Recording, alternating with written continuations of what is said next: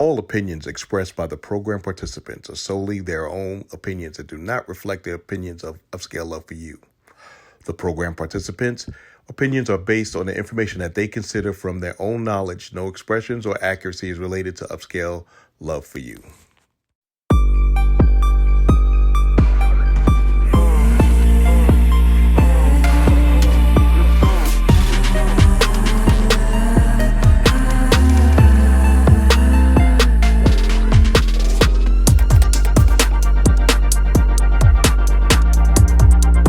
Thank you so very much.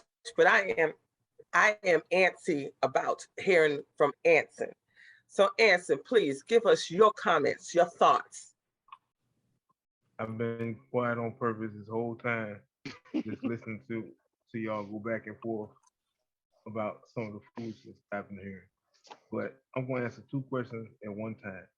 First, the initial question of generational curses, and then my answer to that is going to be answer to Heather's question, because I recall her asking, "What do we do to change this?" And I believe this answer is one thing. It comes down to one word: accountability. We all have to be accountable for what we do. Stop pointing the finger at somebody else and trying to put the blame on them for what's going on in your life. You know, it's always somebody else's fault.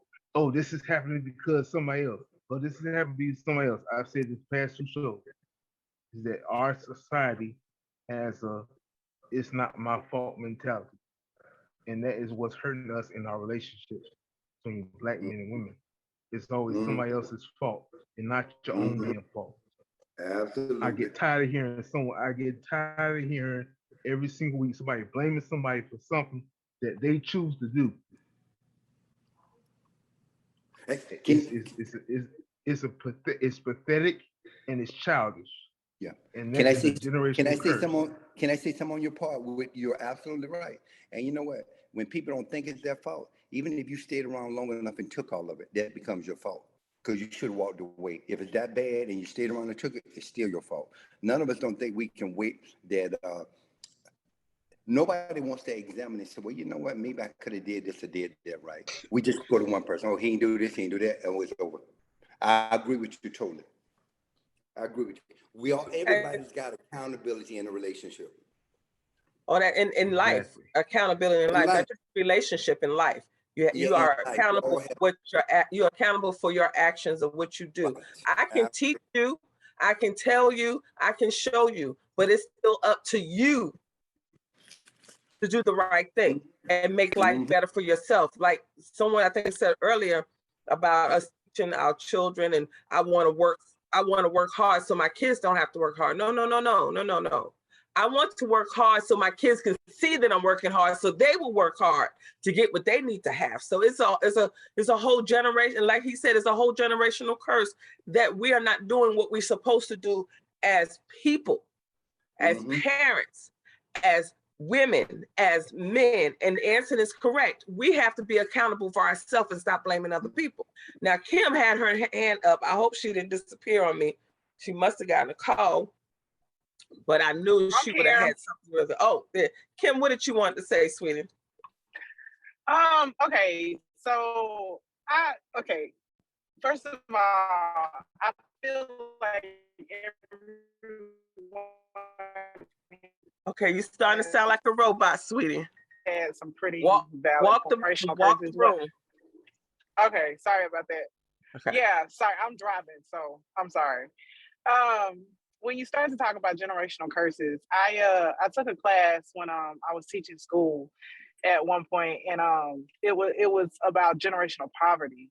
And what they talked about was how you live in an apartment complex, and then your mama live over here, and everybody lives and then you move in over here, and then your child moves in over here, and then nobody thinks about how to get out of that particular, apartment complex or their situation. Nobody tries to figure out. Right. It's the thought process of trying to actually change the situation. And so, when I think about generational curses personally, and not knocking anybody's situation, but that's what I think about, because it's a mentality. And it does go back to slavery. And I mean, there's science with that, where we were taught limited thinking to some degree, and we were only allowed to think as far as the master's house. So then when we get older, we're not, when generations later, we still have that in our DNA. And I heard someone say that, and that's absolutely true. Now, where I think that, you know, now as a people, a culture, we are doing so much better and there are so many ways to make money, and we're actually sharing it with each other, and not, you know, and getting away from that slave mentality where, you know, I got to make sure, you know, I got to make sure she doesn't know what I know because I'm trying to get to the big house. We're actually learning how to say, you know, hey sis, you're beautiful, let me help you, or you're smart, let me help you learn this skill that I know. And yeah, so because other races do the same. They do that. They share, right? Yeah, they do the same. And you know, for years, again, in our DNA, it wasn't in us to know how to even share and do those things for each other. We've had to work on that as a people. Right. Now, when we look at our children, that's so true, Kim, because when you said what you said, it automatically made me think the crab in the bucket mentality. Don't nobody want you to be higher or better than they are. Right. Because they'll put some juice out to try to make you look bad. So I appreciate that, Kim. That hit home all the way home. Right. And I mean, and the thing is that we've carried that with us in our DNA. And so when you start to talk about the generation that we have now, we're doing better as a culture. We're doing better as a people. I heard Anson say that, you know, people are always blaming other people. I'm not going to disagree with you, but I do think that we as Black people, we have a long way to go, but we have come a long way in looking at ourselves and saying, hey, you know what? We might need to go get some therapy, because that was real messed up how I handled myself in that situation. Or even being able to have those conversations with our friends, whereas I know my parents weren't having those conversations, and my grandparents weren't either, because those were not generations where they could actually sit back and say, well, hey, we made that mistake, because they didn't even know how to fix it to some degree. But we're in different spaces now. Now, how we handle our children, I am concerned, you know, for the next generation. As I said, we're growing and we're doing better as a culture, and we're learning to trust each other. But we got to teach them that just because, you know, I'm doing well, or I work these jobs and I'm doing good and I've provided for you everything that you need to learn how to provide for yourself. Because we will end up, like somebody said, like the Trump dynasty, those kids. I think Dr. Feelgood said that the kids are going to be very broke. And I see we're going down that cycle. We've come into our own wealth, or figured out how to provide wealth, or, you know, we're the Black women are the most educated group of people in America at this point. But we got to figure out how to continue. You can have all the education in the world, but if you don't take it home and say, hey, I did this, but you need to go do it for yourself, that's something that we need to make sure that we're still continuing on as a generation. And that's all I really had to contribute. Because very much, Kim. I'm glad I was able to catch you. Douglas. Okay, when I heard generational poverty, I recall something. How many on here who have children have stated, hey, you know, when you turn 18, you got to get out? You know, and we talked about that apartment concept where you got to go get your own apartment. You know. Well, I trying to move back in with my parents. Yeah, I'm gonna say this about white culture. Okay, white culture they don't kick their children out like we do. They don't. I really say that's my point. And they don't kick their children out. They don't kick their children out like we do. They let them stay at home, and they cultivate them and make sure they help them get to the now they give them standards. Yeah, like you can't still be here when you're 45, but at the same time, they don't throw them out. Right. Yeah, that's my point. is that part of generational poverty. Hold on, Douglas. Hold on, Douglas. Please. Douglas, hold on. Keith, can you put you on mute? Thank you, babe. I'm sorry. Go ahead, Douglas. You know, my point was saying that is we kind of kick them out before they're ready.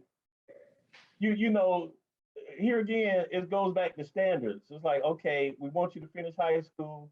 What's your next move? For me, you know, it's like you have military, go get a job, or go to school.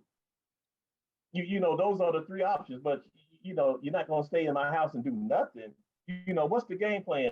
I keep what I'm trying to get to everybody is what's the standard? You know, I belong to a group with Christian men, and we believe in kingdom building, you know, for the Lord. So that gives us a path, something to try to achieve. And with that, you have a certain standards that you need to abide by. It's just like if you go to college, you just don't go and look up after 10 years and find out you have enough credits to get this major. You have an objective. And with an objective, you have certain classes or a certain path that you need to stick with to attain your goal. And that's what I keep asking. What is our standards for our family? What do we want to obtain? If nothing is said, we'll just go with the flow. It was like, well, it's good enough for my mom. It's good enough for me. Oh, Papa was a Rolling Stone, so let me roll too. But that's what we're talking about, Douglas. If you think about it, there are really no standards. We just follow. If you heard back what Dr. Seductor said, that you know, I cut the edges off because that's what my mother did, and that's what her mother did, and that's what her mother did. So we don't really have any standards. We never even was allowed, in a sense, back in the slavery days, to have standards of what we wanted for our children, because you know, we were following other rules. And so we had to, I guess, figure it out. And sometimes when we figure it out, it's figured out wrong. So when you come to the point where you said about, you know, when our kids turn 18, how many people said you got to get out when you turn 18? That's what is possible. A lot of those people who did kick their children out at 18, that's what they learned from their parents. Or they felt that that's how they're going to raise their children, or to teach them how to be an adult, is you got to stand on your own. But the reason why we used to do that is because we had so many children. By the time the oldest one got to be 18, we had to get rid of them because we didn't have enough room. Right. You know, because we were still having children for over a couple of decades. Right. So they didn't have the way of, they didn't have a standard for themselves, is what I said. You know, you didn't have a standard for themselves. So we had to learn on the way. We had to go with the flow. Now, our generation now, we can build our own standards. Like I raised my children, and unfortunately, I raised two of my boys almost like a single parent till I got married. And then because I am the alpha woman, Anson, unfortunately, I raised my boys even though I had a husband. And I allowed him to raise my daughter because I didn't want to step on his toes, and I was trying to let him be the father. And what happened was my sons became more responsible and more of a man than my daughter became a woman, where she thinks that everything was supposed to be handed to her. Now she feels that she's suffering because she has to learn everything on her own. So it's a standards that you build now as parents. Do we have a book? No, there's no book out there. There's no book out there for any race, any culture. So we have to learn. But there were standards for other cultures that this is what you did. Like for the Indians, they had to find you a husband.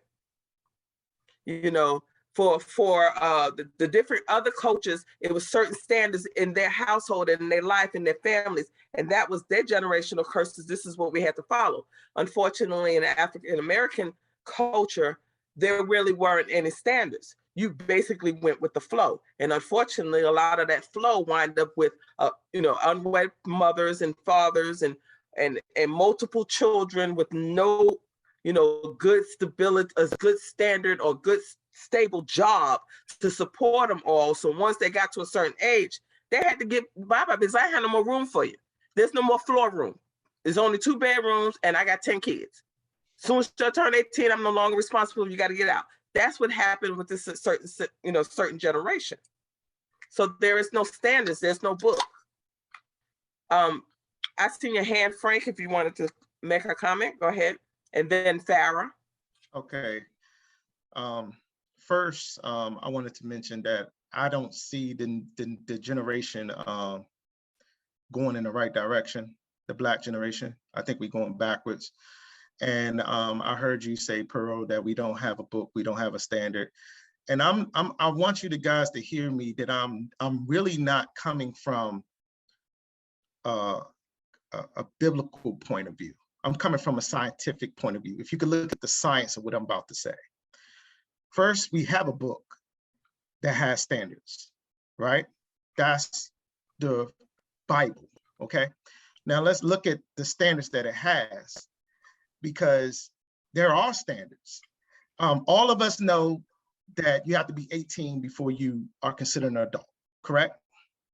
Do anybody believe that children should have sex before they are an adult?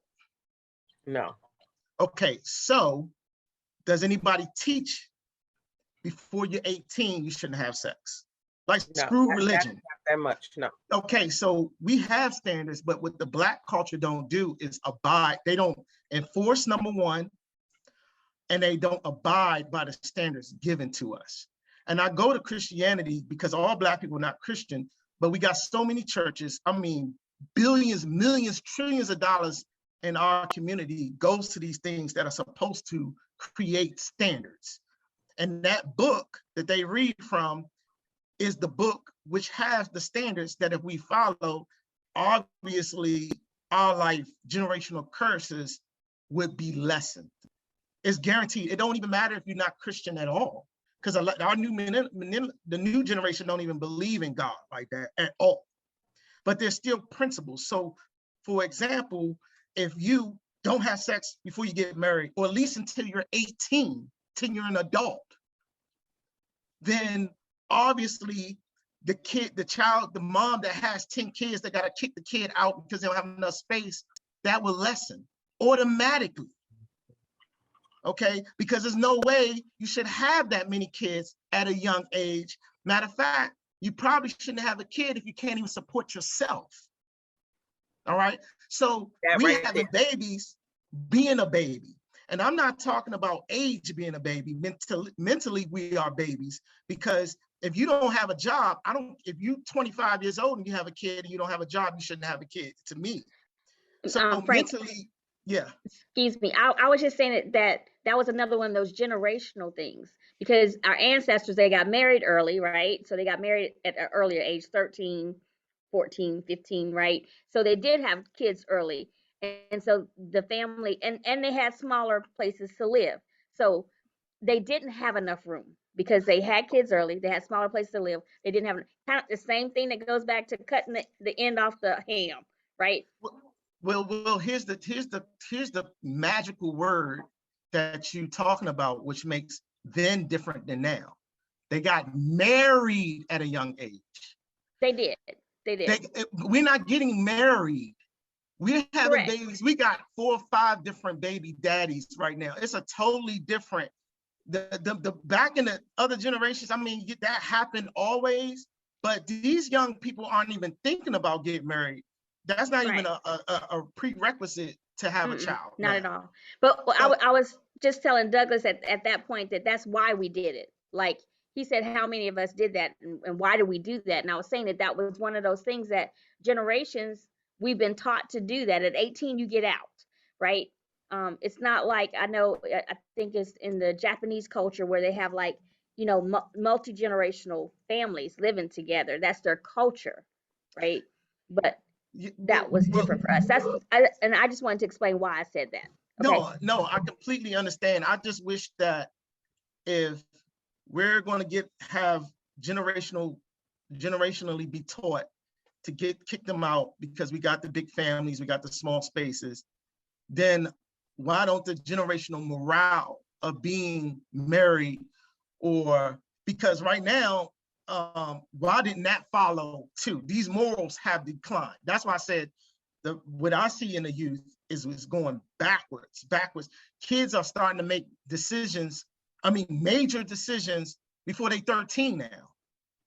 Sex change, gender, and they're making crazy grown-up decisions right now before they become an adult. And one of them that we overlook that creates generational curses, right, is sex at a young age. Exactly. And exactly. I don't care if you're Muslim, I don't care if you're Jewish, I don't care if you even believe in God. Having sex at a young age before you emotionally able to sustain what comes with it. I ain't even gonna get into diseases and all that stuff, but those are the things naturally, like the young brother said, when you used to go to church, you see a pregnant woman, she would have some shame. So even it was just more morale. So even though, yeah, we was always having children young, there was still a morale there was still morals that came with it. Even though they had 5 kids, there was still morals with it. Even the kids knew they had to work hard back in the day and they had to walk those 10 miles. They had to share clothes. They had to take care of their clothes instead of getting a new t-shirt, new tennis shoes every other week because they destroyed them. So there were some morals that we are actually not getting. We're learning about financial literacy for sure in the Black community.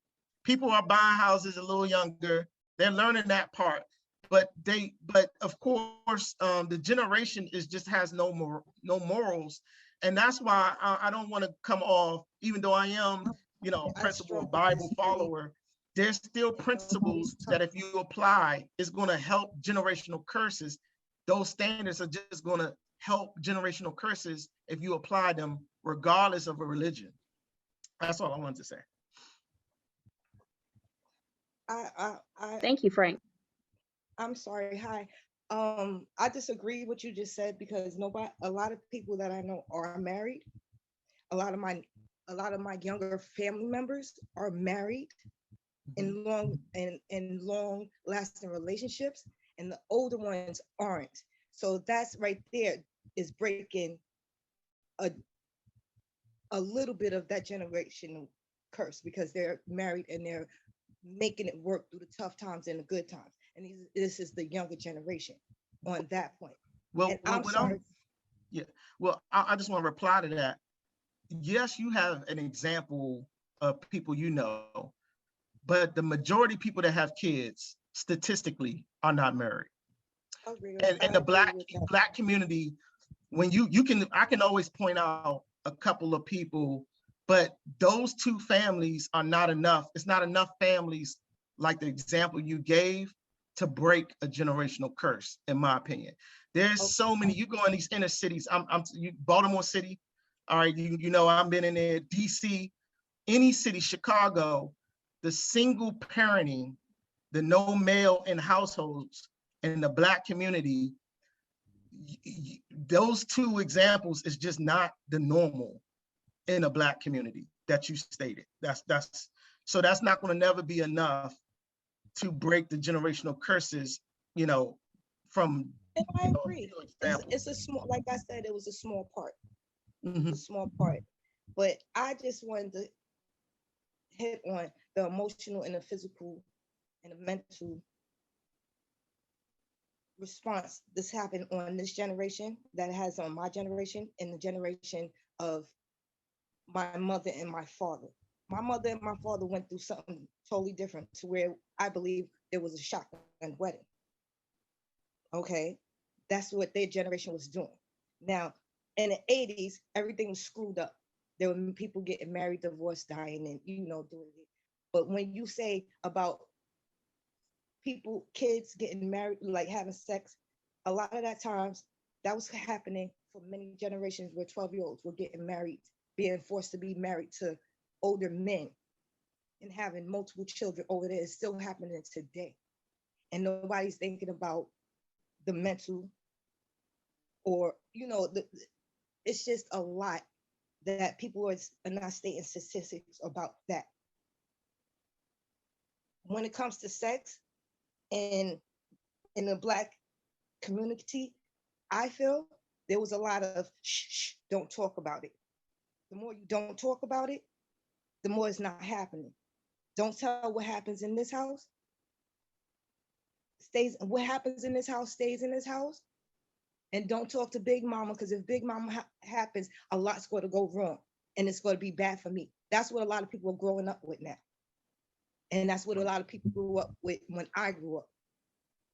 So that the mental capacity of a lot of the people, that's why they don't know how to raise their children properly or have the morals. Because it's like, oh, if I say something, they're going to look at me even worse. Now, instead of having the truth setting you free, the truth is holding you hostage.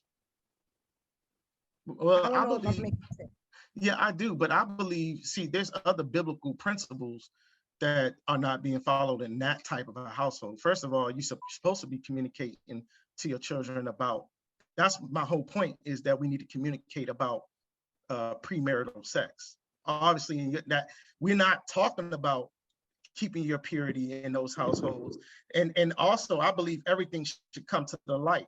I don't believe in hush, hush. So there's a lot of biblical principles just not being followed that we just don't enforce. I mean, we just don't enforce no sex, especially with the men, especially with the men.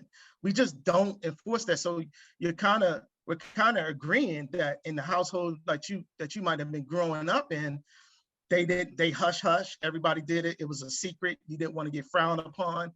And that's not the way that I'm saying doing it. I'm just saying it needs to actually be normalized. Like when I went to Ethiopia, they got a culture. I mean, some places, as harsh as it sounds, you might get stoned, you know, if you're not a virgin before in your daddy's house, you know, in some of those places. So I'm just saying, and I'm not saying ever be extreme, but I'm just saying a lot of all the issues we're talking about, from somebody having 5 kids, no man in the house, having to raise the kids, all of these things. And marriage is just one part of it. The sex part, even if you get married, most people that get married had sex plenty of times before they got married.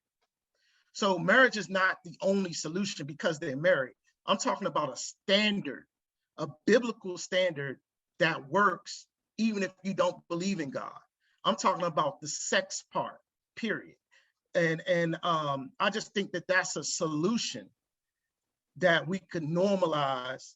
That's also just happens to be God, you know, in a biblical law as well. That's all. All right, thank you. And that's my point. I'm saying, what standard are we trying to live by?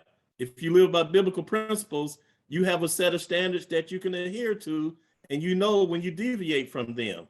If you go on what your parents and grandparents did, that's a standard for you. And if you choose to keep living that, then who's to say that you're dysfunctional? Right. The result. It's kind of, we're running out of time. And Anson, if you don't mind, can we hear from Gangster before we hear from you real quick? Tracy? Yep. Hey. Just a quick question, and please give me your feedback on it. One generational curse that really shouldn't be a curse, because it has to do a little bit with religion, is our ancestors and, you know, our grandparents and such always saying, pray it away.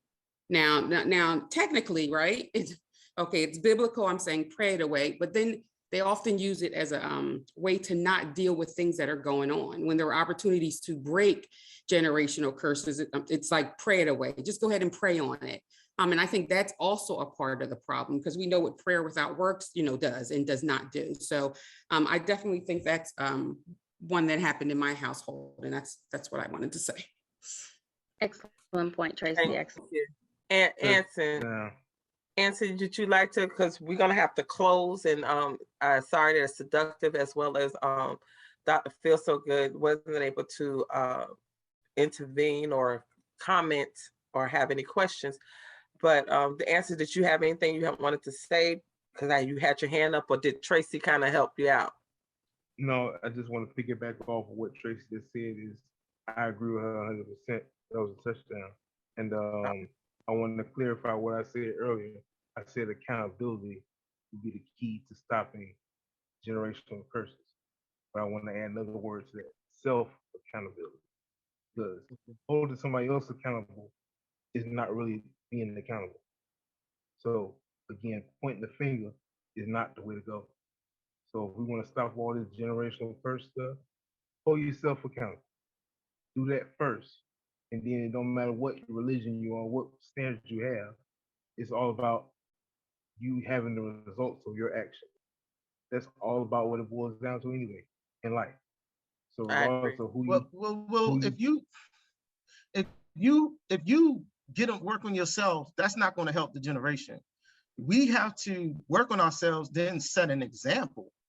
And be no. It will help the generations going forward. Wait. I did not say be selfish. Selfish was not in my words. I said self-accountability. So that doesn't necessarily mean that you're looking out for yourself all the time. That's not what I mean. Accountability means self-accountability. What is the results of your action, and you own up to it. That's all there is to it. But I want to. Wait. If a child has sex and they know they can have children from having sex, then they're gonna have to deal with the consequences of their actions.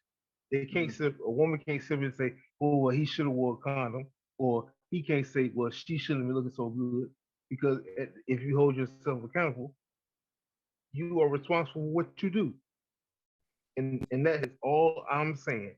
If we all do that, and we stick together as Black people, then we can break these curses in one generation. Well, how I can't expect my 15-year-old to, if he has sex and gets somebody pregnant, to hold that. I have to make him accountable before he has sex. That's what I'm saying. Like self-accountability, yes, I agree 100%. But we also have to hold each other. We have to hold each other accountable as well. In that case, you hold yourself responsible for not teaching him that before you did it. Right, but that's what I'm saying. But that's right. But I'm just saying, there's some people. I'm just saying that everybody's not on the same maturity level to hold themselves accountable. It could be age, it could be lack of experience. So I want us to hold each other accountable. Like I want you to be able to. I want you to be able to discipline my kid. Regardless of whatever age you are, you still have to point the finger at yourself first before you point the finger at someone else. Okay, so Frank, I really understand what you're saying, and I'm gonna kind of bridge it to what Anson is saying. See, Anson, you're saying that you have to have this self-accountability, but see, Frank is kind of saying, well, if I'm 15, I don't have the self-accountability. I don't have the maturity to be self-accountable. And what if my mom didn't have the maturity to be self-accountable because she was 15 when she had me? So, where does that come in? Yes, you have to have that self-accountability, but we as a society have got to come to bridge it together, to hold each other accountable, to show each other different ways than the ways that we have been living, right? So it's encompassed upon all of us to help everyone instead of being, you need to be more accountable, bruh, instead of pointing a finger like Anson says, but really helping them, like saying to the young girl who comes to church, with the booty sticking out and da da da da, baby, that's not appropriate for church. We're so glad you're here. Talk to them. You got to bring the fish in before you can clean them, but talk to them. Say, hey, baby, I like what you're wearing. It looks very nice on you, but it's just not appropriate for what we want to wear to church, because we know that men are visual. See, a lot of women and girls, they don't even realize, because everybody looks at stuff from their own lens. So we don't, as a woman, I didn't realize that men are visual. 8 to 80, blind, crippled, or crazy. They are all visual. Okay. And so when I tell the young girls that come to school with the boobs, I said, you want Mr. So-and-so, the old custodian, You want him looking at you? And they're like, ew, no. He got two eyes too. Okay? Just like these 16-year-old boys, he's got two eyes too. So if you don't want him ogling you and looking at you like that, don't wear that. And watch what you're advertising. What does that outfit say to somebody? We have to have those hard conversations. Then we can make them self-accountable, right? But wait, on the same your example there, because I told a lady at church like that, because come on offering, when they walk up and go past, I said I have to look down. She was like, why? I'm like, you see what they're wearing? And it was like, well, why are you looking? The conversation because I'm a man. You should have said because I'm a man, and that's what we do. That's what we do. Just like you all like to listen, like women are auditory. We like to hear nice things. Oh, baby, you look good. We like to hear that. Oh, baby, you know what I want to do for you? I want to build you a house. I want to buy you a Tesla. And I want to buy you a Tesla. I like to hear that. So I mean, we want to hear. Wants that Tesla. I still want that Tesla. How about a rose? How about we want to hear. Instead? I already got a rose. Y'all done made me get hot. Oh my God. Look, Danny ordered me one Tuesday. Leave. So I know what you're talking about. But seriously, like we like just like men are visual, women are auditory. And this isn't all women and it's not all men, okay? But generally speaking, that's how we operate. And so we have to tell our younger people, hey, look, this is what it is. But we also, Frank, I love what you said earlier about holding both sexes accountable, right? So we hold our girls accountable, or we make them say, well, it's you who got to carry the baby, honey. So you need to make sure that you don't get pregnant. Well, the last time I checked, she couldn't get pregnant by herself. So we have to tell our young boys, hey, look, you don't want to just lay with everything. You lay with the dog, you will come up with fleas. We have to talk to them the same way we talk to our girls. If we don't, then it's still not going to calculate. Dr. Feelgood, and I'm passing it over to you.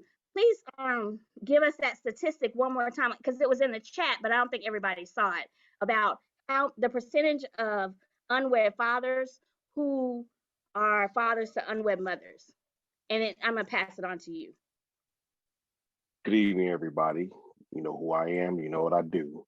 The statistic came from the U.S. Census Bureau, Health and Human Services, and also a site called blackdemographics.com. If you want to know everything that's statistics for Blacks, by Blacks, blackdemographics.com. In 2019 was when the last survey was run. Approximately 51% of Black men are unmarried and childless. So that leaves 49%. Now, 33% of those men are married.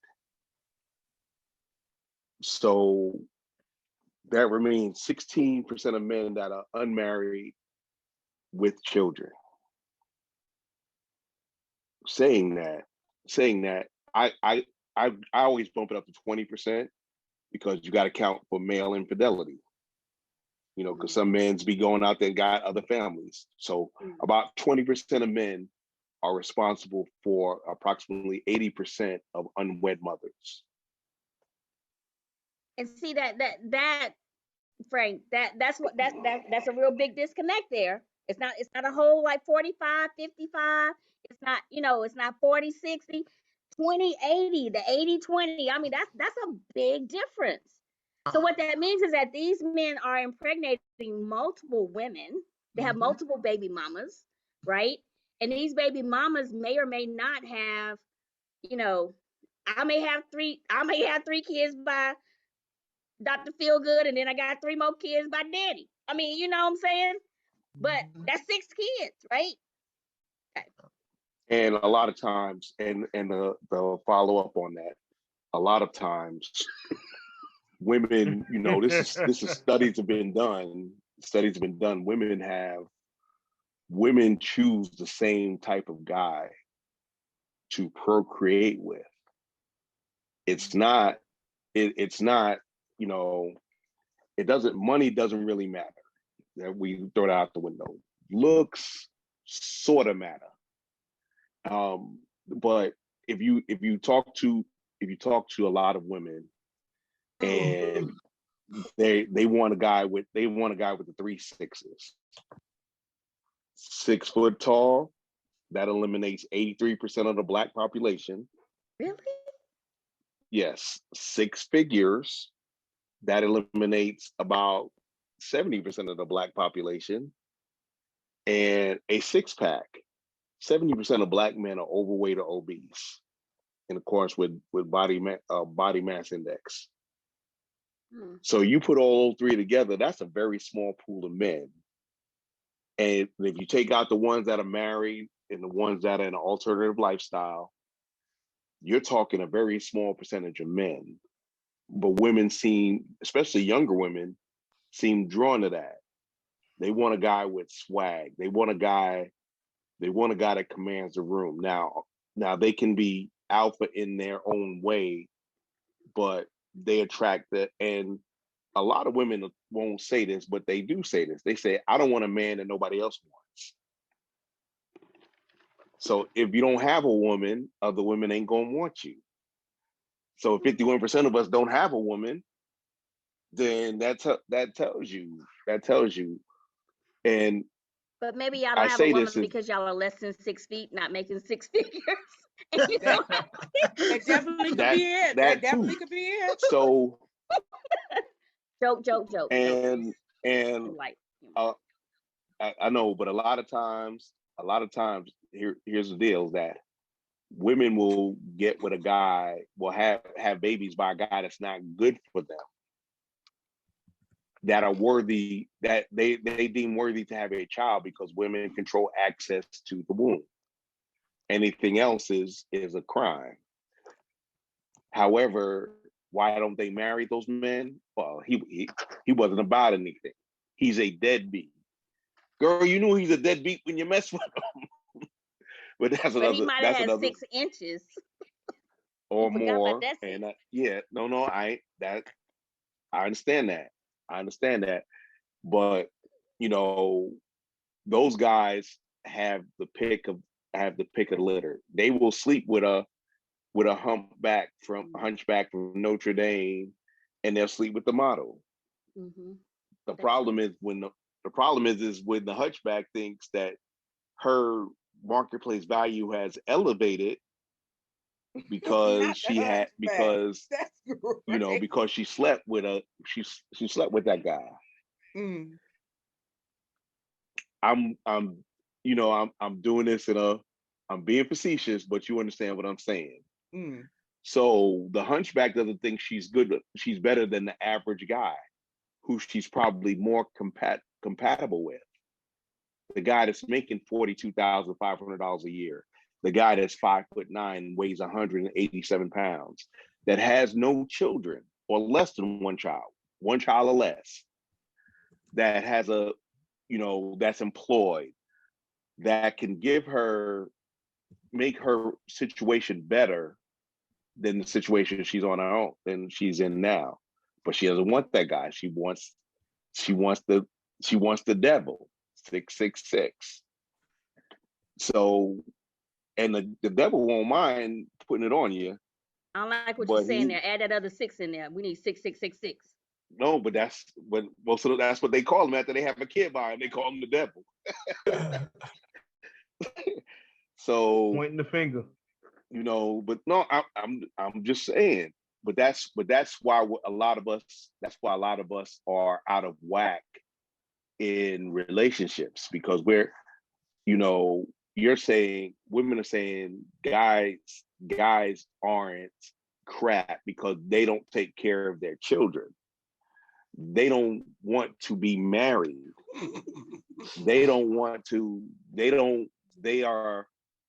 Men are dogs, when the numbers simply doesn't support that. CDC did a study in 2017. Black men are the most involved with their children. They might not live with their children. They might not They might not care about the mother, but they're gonna be there for their kids. They're gonna be there for their kids. 69%. The closest one, even Asian men who are married at the highest rates do not match what Black men do. So it's not the fact that the men don't want to do it. It's not because a lot of us didn't. Well, I had a dad and a stepdad and uncles and stuff like that. But I'm saying though, a lot of men did not see that male image, and it wasn't always the man's fault. Yes, Papa might have been a Rolling Stone, but when he was around, he was still a man. True. And True. now today, I know I got friends who stepped up and are stepfathers.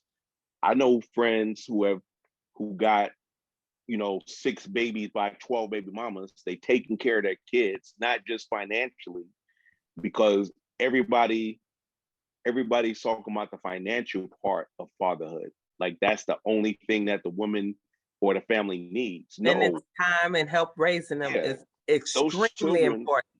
Right. Men you need your time and your talent. Right. Men bring system, order, and structure Real to men. a family. Real men. A man, well, that's to be debatable, but yes, understood. But they bring systems. You need to be in bed at 9 o'clock. You need to do your homework. You need to order. This is how we're going to do things. It's my way. So sometimes it's not good, but you say my way to highway. And then structure. When you're with me, these are the activities that we're going to do. You may not like it. Go cut that grass. Why do I got to cut that grass? 1, because I told you to, and 2, you'll find out when you get older. Because sometimes you can tell somebody everything and they ain't gonna listen until it actually happens. And then it's like, oh, that's what they meant by this. So a father is not only providing financially, but he's providing system, he's providing an order, and he's providing structure. And unfortunately, a lot of women love chaos. I want to do what I want to do. I'm not saying every woman. But most women. And so put that finger down. Yes, I know it's boring, Danny, but it's the truth. No. I felt it. Oh, sorry, my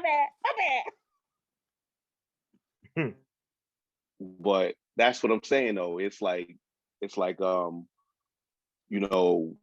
we have to look at it holistically, and a lot of us looking at, like Answer said, we pointing the finger at who's not doing anything, but we're not addressing those situations. We rather blame others, shift blame, and do others rather than look, like someone said earlier, look within yourself. Take responsibility for what you've done. Because if you've done nothing wrong, guess what's going to happen? Nothing's going to be right, no matter what you try.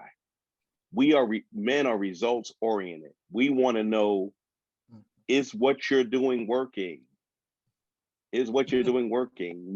Any man with sense. A lot of men out here ain't got sense. They ain't got good sense because they keep doing. Those men who are in and out the system, those men who are obstinate, those men who know what good is and refuse to do it. Those are not men you should procreate with. Unfortunately, they procreate because they got swag and they know how to dress and they know how to talk. But what's good for you is not always good to you. And this is the thing that a lot of women don't get. I am not your entertainer. I am not your court jester.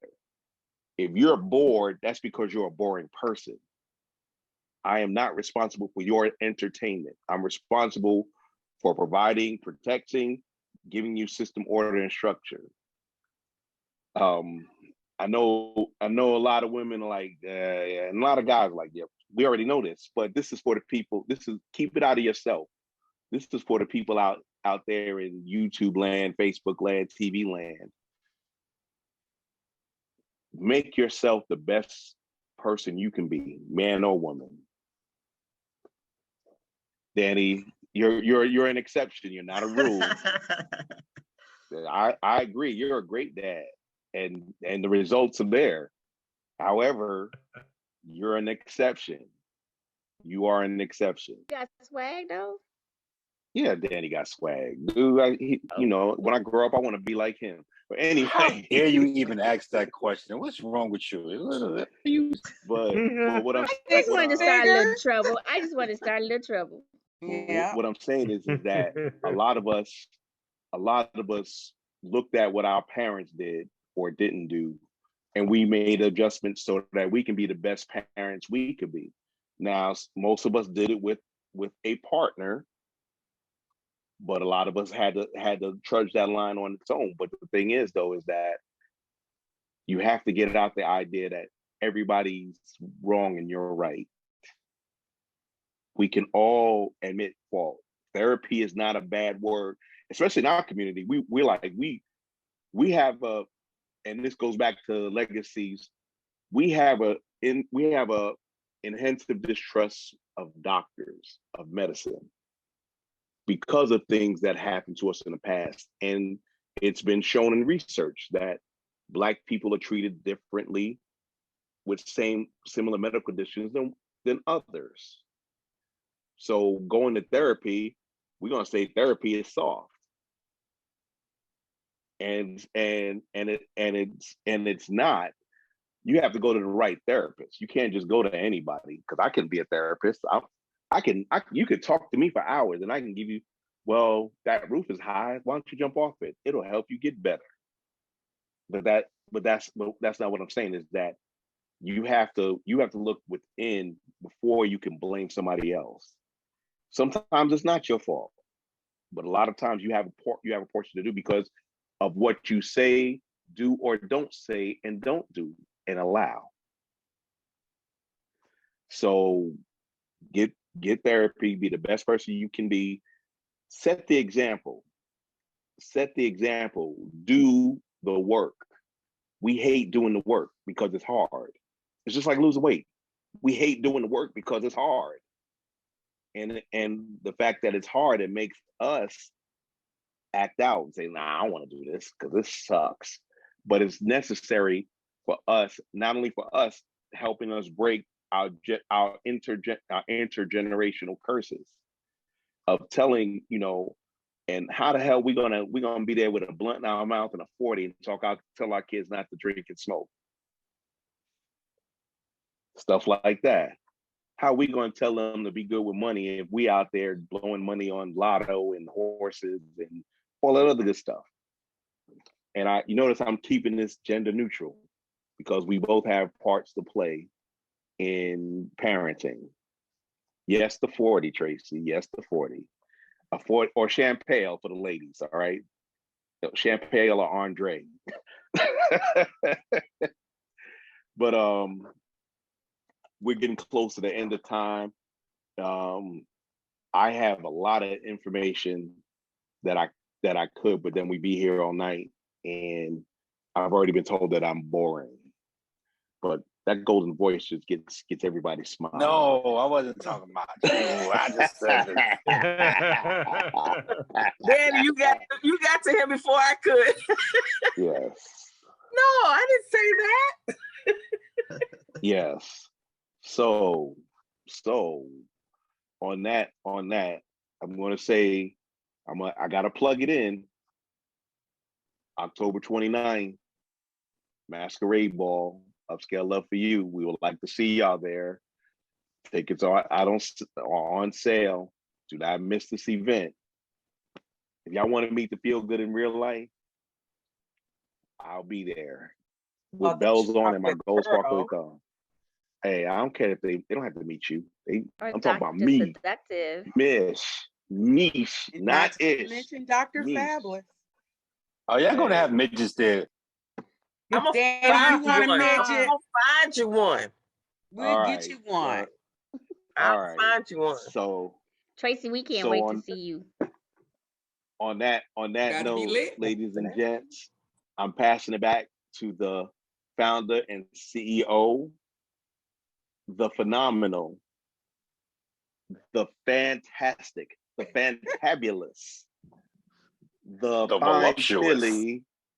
I'm on F now. The fine Philly, Dr. Okay, Fabulous. I'm gonna just jump on in.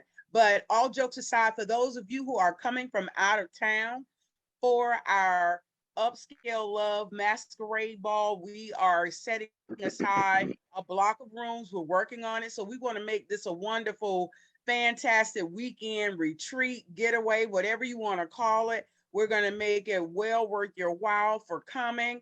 And I appreciate each and every one of you that came on tonight, that shared with us your thoughts. And as you get to know Upscale Love, everybody's opinion counts. I don't see Douglas, but I'm sure Douglas here, he can hear me. Douglas, even though I cut you off, I love you. I always feel like you're that controversial person that brings the excitement to Upscale Love for you and all that good stuff. And I don't want you to think that I'm riding you like a donkey, because if I rode you one time, you'll be on this 24/7. No, I'm just teasing. Y'all ain't gonna say that. Anywho, damn, boy. Hey. I'm just saying. I'll have you touch your toes in the corner. Next week's show. Fired. I want each and every one of you to come to our celebration in October. And don't let this be your last time. I enjoy each and every one of you. I miss you on my cruise. But with that being said, it's time to say wait. Look at Douglas' face, though. I ain't even going there. I just want to say one thing. Please, everybody, tell your friends, tell your neighbors, tell your enemies, purchase a ticket. ASAP. We need you to purchase a ticket, purchase a ticket, purchase a ticket. And listen, you don't even have to worry about it. It's called Scan, Pay, and Go. Just follow the directions. You don't even have to worry about it. You ain't got to look for nobody. You can just scan the icon and you there. Or either you can go to Cash App, up the name of our group, Upscale Love for You, $, Upscale Love for You, just the way it's spelled, and you there. Put your name, first and last name in the 4. It's generating the list automatically. So I love you all, and I'm gonna turn it over to Dr. Feelgood to say good night, because he cuts us off. And there you have it. Good night, everyone. Will be revealed at the masquerade party. Okay. And see. Purchase your ticket. Come and see. Come and see. That's all we say. Hey, yeah, and you Frank, can come. I hope you not come in my back direction, another time to join us. We have I really enjoyed your comments tonight. And we loved your comments. Thank you so very much for leading the show. We thank you very, very much, and hopefully you'll come back for some other shows just to be a participant. Okay? Oh yeah, you guys are wonderful. Thank you for having me, and all of you guys are beautiful people. So thanks a lot. Oh, thank you also, Mr. Keith, Mr. Slavery Man. Okay. Who's that? Hey, Slavery Man. All right. Well, that's another story. That's another story. But damn.